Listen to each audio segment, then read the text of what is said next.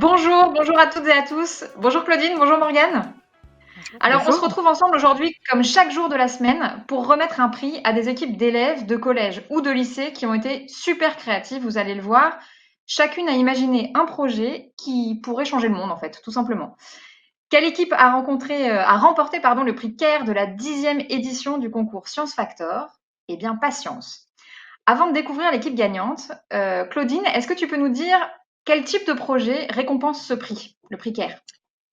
Eh bien, ce type de projet récompense des équipes qui ont présenté des innovations qui viennent en aide aux autres personnes pour résoudre des problèmes de santé ou améliorer leur bien-être.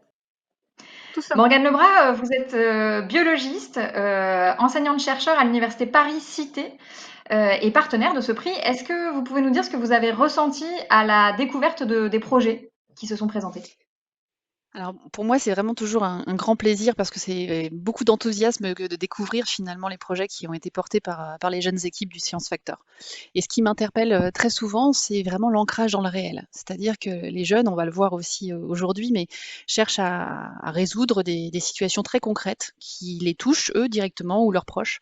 Et ça, c'est vrai que c'est aussi, très important de finalement concevoir des innovations, des projets, aller des fois jusqu'au prototype, mais pour répondre à une question très réelle.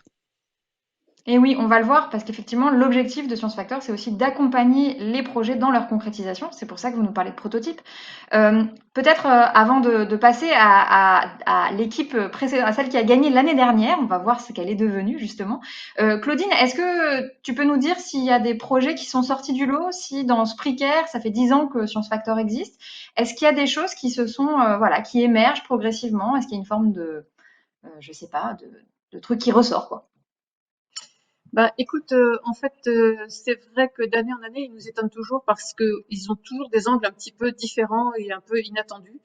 Après la période où on a eu beaucoup de projets sur les problèmes de diabète, l'an dernier, c'était pour venir en aide comme on va le voir dans quelques instants, c'était pour venir en aide à des personnes âgées avec un chausson de troisième génération, etc. Donc là, on voit qu'ils sont beaucoup plus cette année-ci sur des problèmes d'allergie, des problèmes de santé un peu générale. Donc c'est quelque chose qui était un trait commun aux différents projets que l'on a reçus. Et c'est bien en écho à ce qu'on observe autour de nous, c'est-à-dire que les allergies, c'est quand même un problème de santé qui est plutôt en train d'émerger, dont l'importance est en train de se renforcer. Et ce qui est très intéressant, je pense que peut-être que Morgane aura l'occasion de le souligner, c'est leur idée est très innovante. Ils en ont pas forcément complètement conscience, mais ils sont en train pour réussir à accomplir, à concrétiser leur projet, il faut vraiment une petite révolution technologique très intéressante. Donc, on est toujours aussi sur ces idées portées par des adolescents qui sont finalement en avance de phase par rapport à l'état de la science à un moment donné.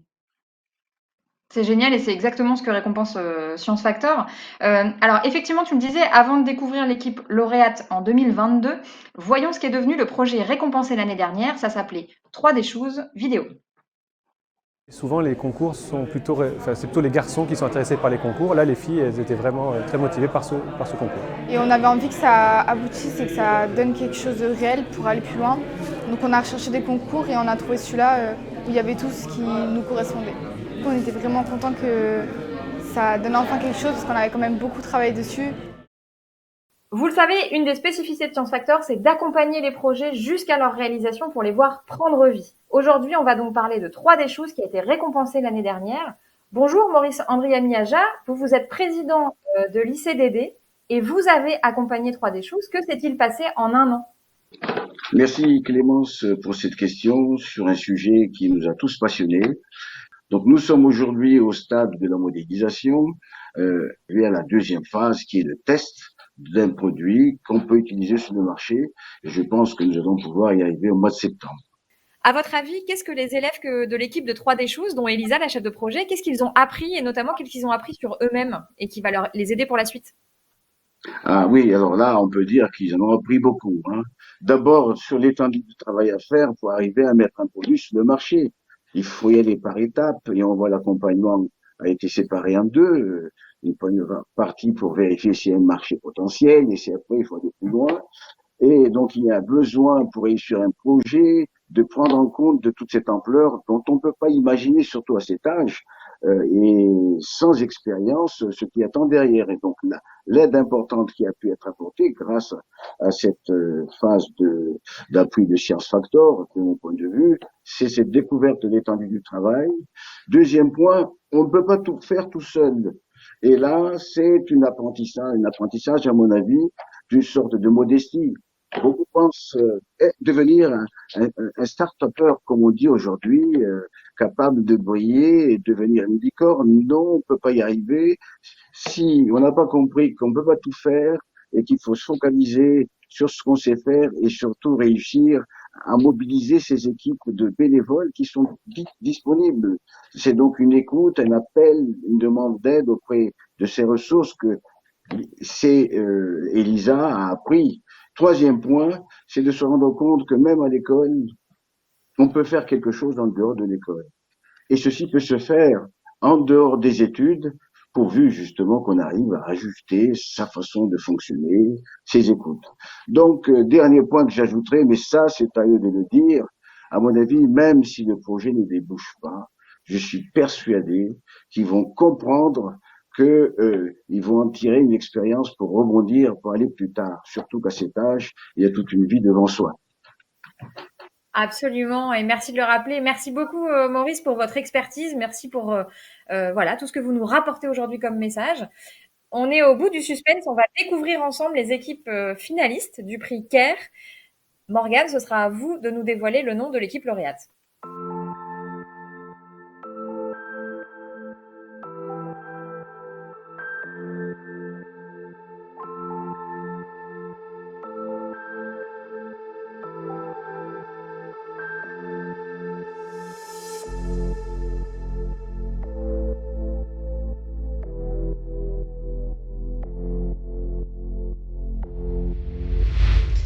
Et donc les lauréats 2022 cette année sont l'équipe Alerte Allergie, représentée donc par Aminata, Wassim, Boubou et Ali du collège Jean Moulin du Havre et encadrée par leur super enseignante Stéphanie Trottel.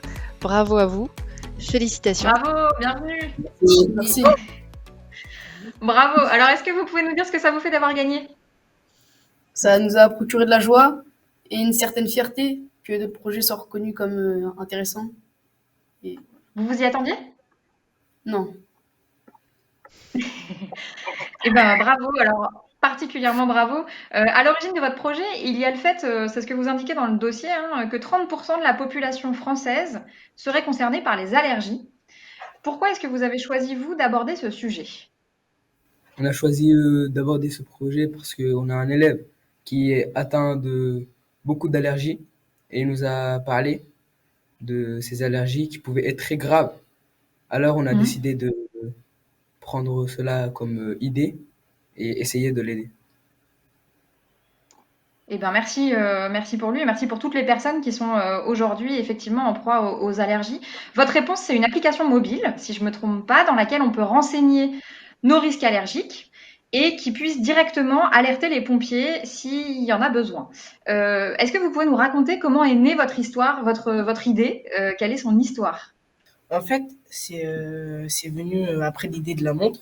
On avait décidé de faire une montre qui détecte les allergies, mais pour prévenir les secours, il fallait un lien avec un téléphone portable. Et c'est pour ça qu'on a décidé de créer une application pour qu'il puisse appeler les secours directement. D'accord. Et est-ce que vous vous êtes, comment ça s'est passé? Vous vous êtes rencontrés beaucoup tous les quatre? Vous avez travaillé sur le projet avec Stéphanie? Est-ce que vous pouvez nous raconter un petit peu comment ça s'est déroulé? Ça a pris un peu de temps, mais comme on est tous dans la même classe, bah, c'était plus facile de travailler. Et on a été aidé par notre professeur, donc c'est pour ça qu'on a réussi à réaliser ce projet. Bah, c'est pour ça et c'est aussi parce que vous avez eu de la créativité et du talent. Mais effectivement, merci beaucoup Stéphanie Trottel pour votre accompagnement, c'est hyper important. Morgane Lebras, est-ce que vous voulez dire un mot à l'équipe, l'encourager? Bah déjà, vous reféliciter à nouveau et effectivement vous encourager. Vous avez parlé du temps. C'est vrai que la recherche et l'envie d'innover nécessite ce temps. Donc, c'est normal. Donc, ça prenne du temps. Ne vous en faites pas. C'est comme ça aussi qu'on mûrit les raisonnements, qu'on mûrit la démarche. Et que bah, des fois, au cours de ces moments d'échange, on a une idée, une chose en plus qui vient améliorer finalement votre dispositif. Donc vraiment accrochez-vous à ça, c'est vraiment avec cette démarche et ce raisonnement que vous mettez en œuvre de façon collective, ça c'est important aussi de travailler à plusieurs, que vous pourrez justement améliorer votre dispositif qui est déjà vraiment très intéressant en lui-même. Merci beaucoup Morgane. Est-ce que il y a des choses qui ont été compliquées quand vous avez conçu Alerte Allergie ensemble? Est-ce que par exemple travailler ensemble, ça a toujours été facile? Est-ce que trouver les idées? Est-ce que avancer? Est-ce qu'il y a des moments où ça a été plus compliqué que d'autres moments? Ce qui a été vraiment compliqué dans le projet, c'est la recherche sur tout ce qui était côté médical, parce que c'était un peu dur à trouver et les méthodes qu'on pouvait utiliser. Est-ce qu'il y a des choses que vous avez appris du coup, par exemple en termes de recherche? Madame, moi, je me suis renseigné grâce à mon oncle, parce qu'il est médecin, et il m'a donné beaucoup d'informations. C'est grâce à ça qu'on a trouvé. Super. L'importance aussi d'aller chercher autour de soi, peut-être, des ressources et des informations. Et puis le meilleur moment, Aminata, est-ce que tu te souviens d'un moment super fort, très chouette dans la construction de ce projet? En fait, c'est comme dans notre collège, il y avait plusieurs personnes qui croyaient pour nous, en disant qu'on n'allait pas gagner, etc. Mais c'est une fierté. Hein. Et toi, tu y croyais depuis le démarrage? Au début, non. Et puis il y a un moment où vous vous êtes dit que votre projet il était trop génial et que c'était sûr que vous alliez gagner. En tout cas, la réalité est là, c'est vous qui avez gagné, c'est vous les lauréats 2022 et encore bravo pour ça. Merci beaucoup à Stéphanie Trottel, la professeure qui vous a accompagné, voilà, qui est là en haut à gauche. Et puis rendez-vous sur tous les comptes Twitter, Instagram de Science Factor pour découvrir les autres équipes gagnantes de la 10e édition du concours Science Factor. Encore un grand bravo à tous les 5, à tous les 4. Et à très vite. Merci. Merci. Au revoir. Au revoir. Au revoir.